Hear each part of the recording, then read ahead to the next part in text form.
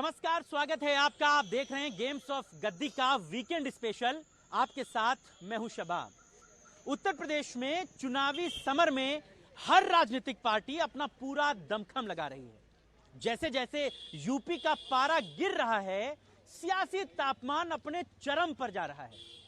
जितना चुनाव में वक्त कम बचा है, राजनीतिक पार्टियों की जोर आजमाइश उतनी ही तेज होती जा रही है।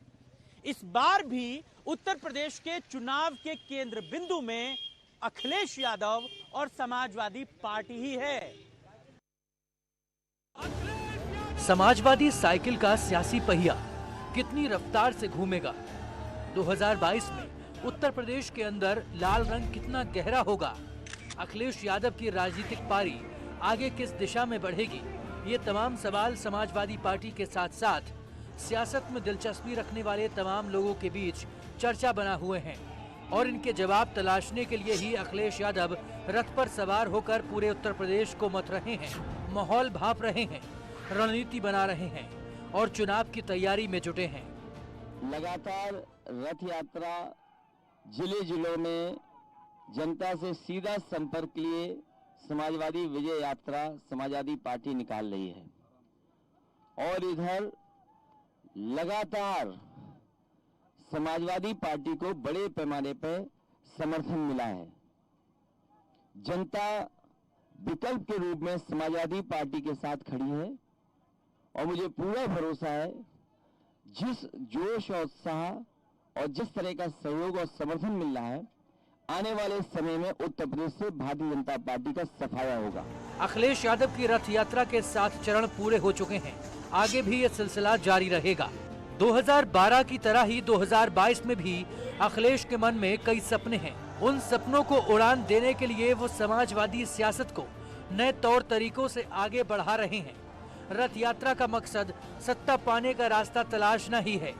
समाजवादी पार्टी के राष्ट्रीय अध्यक्ष अखिलेश यादव विजय रथ यात्रा के तहत अपने अभियान की शुरुआत उन्होंने कानपुर शहर से की। अब तक वो 23 जिलों में जा चुके हैं। कल उनका दौरा रायबरेली का खत्म हुआ है, जिसमें सभी 6 विधानसभा क्षेत्रों में उन्होंने सघन अभियान अपना चलाया। समाजवादी पार्टी के राष्ट्रीय अध्यक्ष अखिलेश यादव इस विजय रथ यात्रा के माध्यम से उत्तर प्रदेश के सभी जिलों में जाकर के न सिर्फ अपने कार्यकर्ताओं का मोराल बूस्ट कर रहे हैं, बल्कि सरकार के खिलाफ तमाम चीजों को जनता के बीच में लेकर जा रहे हैं। चुनाव उत्तर प्रदेश का है, लिहाजा अखिलेश भी उसी अंदाज और मिजाज के साथ खुद को आगे बढ़ाने में जुटे हैं। मौजूदा हालात और चुनौतियों के हिसाब से सियासी समीकरण साधने के लिए अखिलेश उन तमाम मुद्दों को छू रहे हैं जिनके जरिए बीजेपी का मुकाबला किया जा सके। अखिलेश अपनी तैयारी हर स्तर पर पुख्ता करना चाहते हैं, लेकिन भारतीय जनता पार्टी सीएम योगी के चेहरे को आगे कर विरोधियों की चुनौती बढ़ाने में कोई कसर नहीं छोड़ रही। यूपी प्लस योगी, यूपी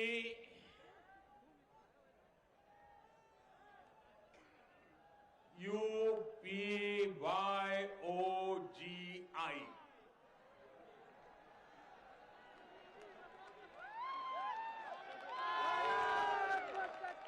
यूपी प्लस योगी बहुत है उपयोगी।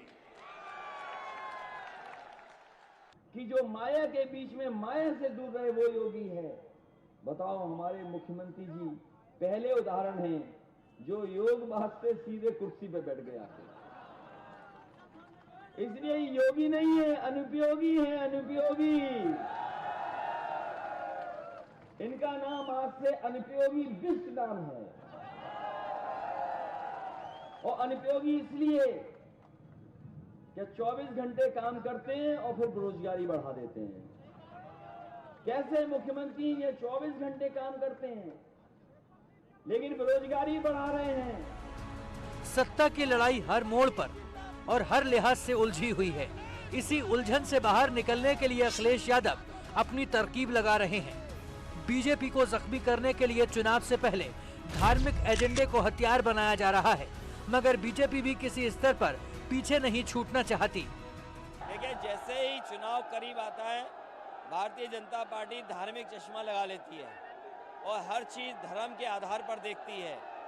इस देश की और प्रदेश की जनता और खासकर उत्तर प्रदेश की जनता किसान आय दोगुनी मांग रहा है, नौजवान नौकरी रोजगार मांग रहा है, जो कमाई आदि हुई है, महंगाई बढ़ी है, उस पर संतुलन कैसे बनाएंगे, खाने पीने की चीज़ महंगी है, ये जो सरकारी संपत्ति बेची जा रही है, इन तमामों के जवाब भारतीय जनता पार्टी को देना है। डायरेक्ट एक्शन के माध्यम से करोड़ों हिंदुओं का कत्लेआम कराने वाला जिन्ना भारत का आदर्श कभी नहीं हो सकता है, कभी नहीं हो सकता है। निर्दोष लोगों का हत्यारा है वो व्यक्ति, लेकिन जिन्ना को महिमा मंडित अपने क्षणिक वोट बैंक के स्वार्थों के लिए, इससे ज्यादा शर्मनाक कुछ नहीं हो सकता।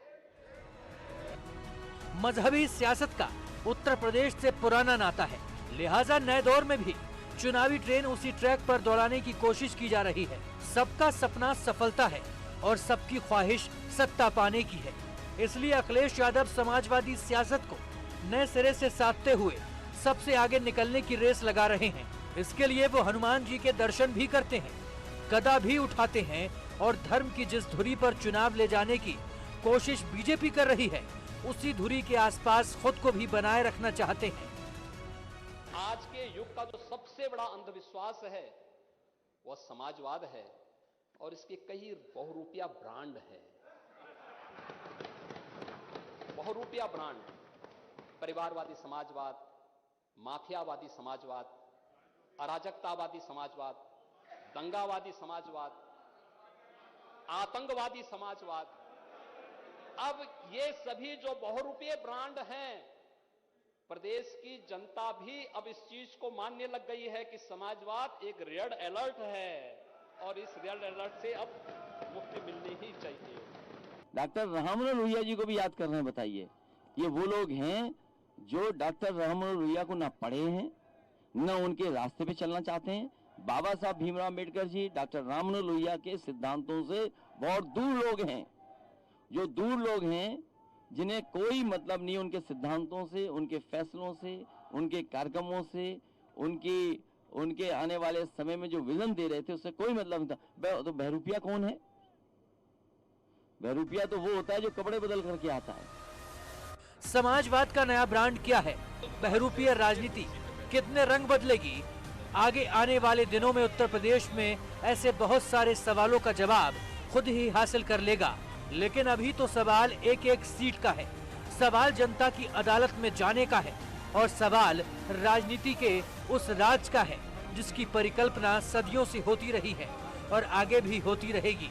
राम राज कब आएगा, कौन लाएगा, इस पर अंतहीन बहस हो सकती है, लेकिन अखिलेश को घेरने के लिए बीजेपी के पास काशी, मथुरा, अयोध्या और प्रयागराज समेत वो तमाम मुद्दे हैं जहां विकास का आधार बनाकर विरोधियों पर प्रहार किया जा रहा है। वाराणसी में 2 दिन बिताने के बाद प्रधानमंत्री शनिवार को शाहजहांपुर पहुंचे तो गंगा एक्सप्रेसवे की नींव रखकर 2022 में जीत की इमारत बनाने का भी रास्ता तलाशने की कोशिश की।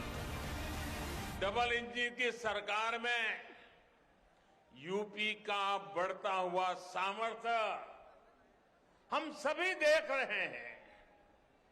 पूर्वांचल एक्सप्रेसवे हो या फिर Delhi Meerut expressway, Kushinagar international airport हो या फिर डेडिकेटेड फ्रेट कॉरिडोर के महत्वपूर्ण फेज, ऐसे अनेक प्रोजेक्ट्स जन सेवा के लिए समर्पित हो चुके हैं।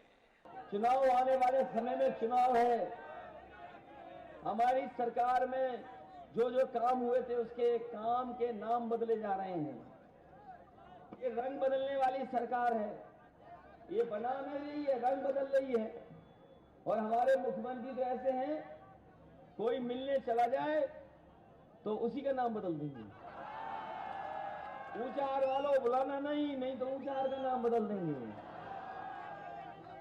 प्रयागराज गए, पहले इलाहाबाद नाम था, नाम बदल दिया उन्होंने। अखिलेश यादव जिस रथ पर सवार हैं, उसमें उम्मीदों का पिटारा तो है, चुनौतियां भी भरमार हैं।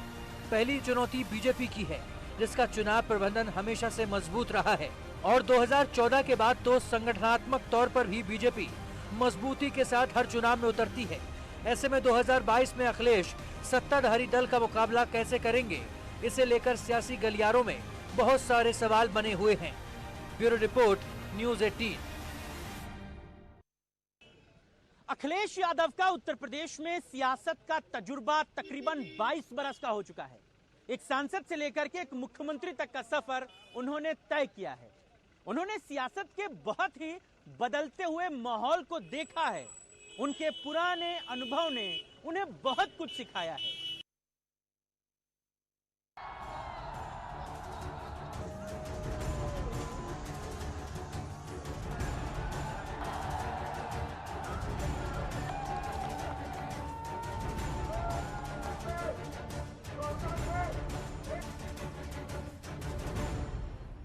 देश के सबसे बड़े सूबे की सबसे बड़ी सीट तक पहुंचने के लिए अखिलेश यादव सबके साथ मिलकर सब समीकरण साधकर राजनीति की नई राह पर चलना चाहते हैं।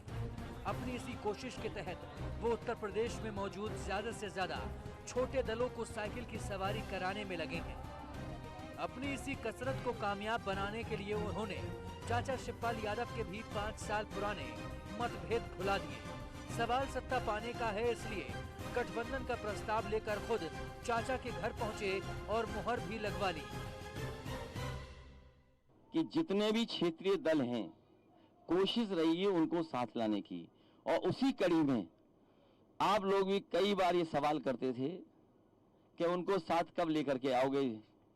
तो आज फैसला ले लिया था, कल फैसला लिया पार्टी ने कि उनकी पार्टी को भी साथ लाने का काम समाजवादी पार्टी करेगी।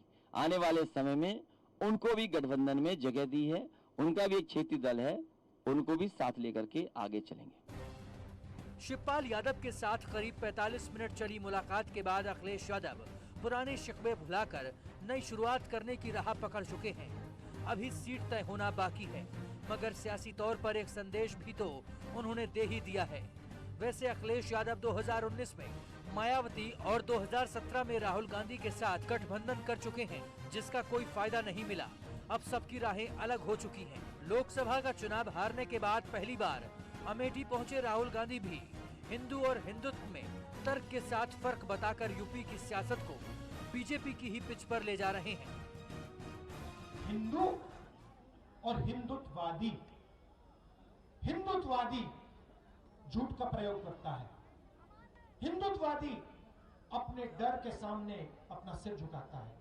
हिंदुत्ववादी अपने डर को नफरत में, हिंसा में बदलता है। ये फर्क है भाइयों बहनों। राहुल गांधी साइकिल के पुराने सवार रह चुके हैं, लेकिन उनकी मौजूदा राजनीति समाजवादी पार्टी की सेहत पर क्या असर डालेगी, ये कहना मुश्किल है, क्योंकि 2022 की लड़ाई जीतने के लिए अखिलेश यादव जातिवाद, क्षेत्रवाद के समीकरण अपने पाले में करना चाहते हैं।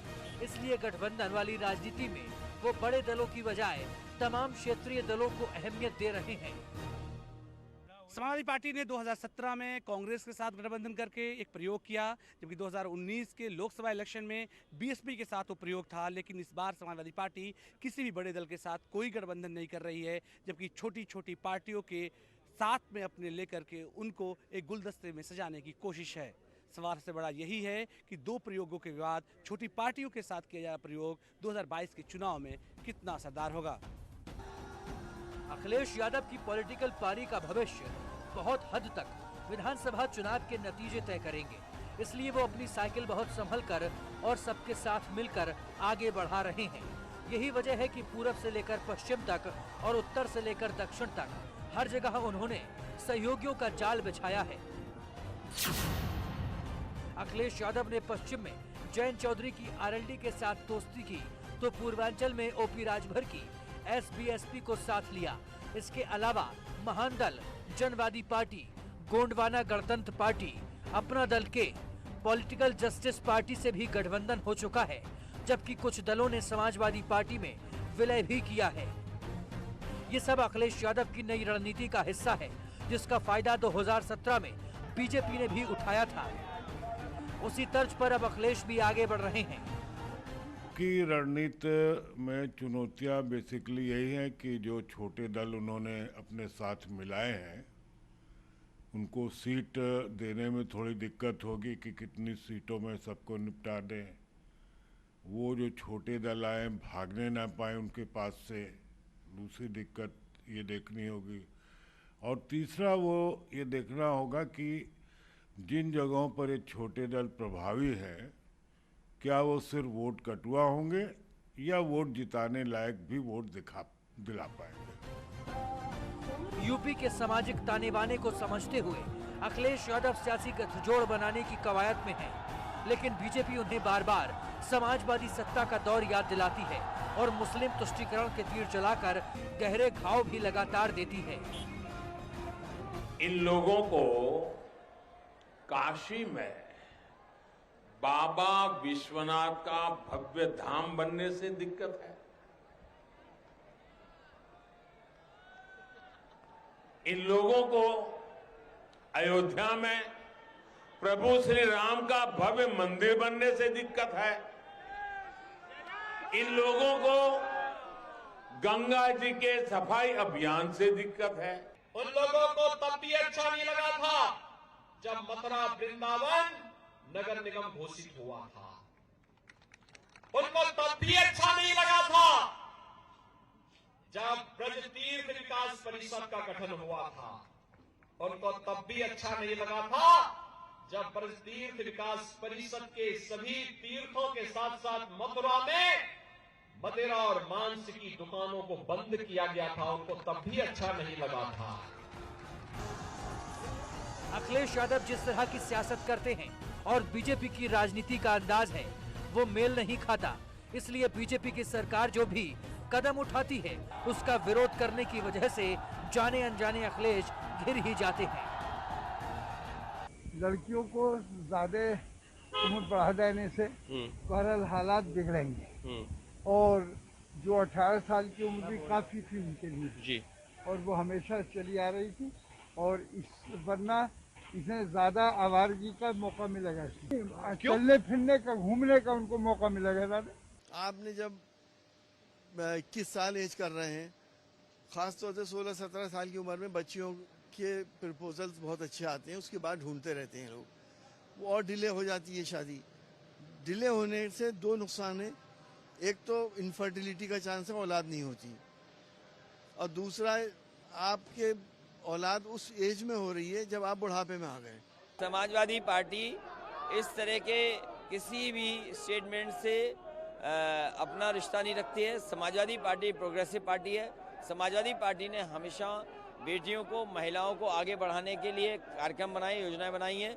समाजवादी पार्टी का मानना है कि लड़कियों को आगे बढ़ाने के लिए उनके शिक्षा में, उनको स्वास्थ्य को लेकर के सुधार होना चाहिए। उत्तर प्रदेश में मुस्लिम वोट बैंक पर अखिलेश यादव भी टकटकी लगाए हुए हैं।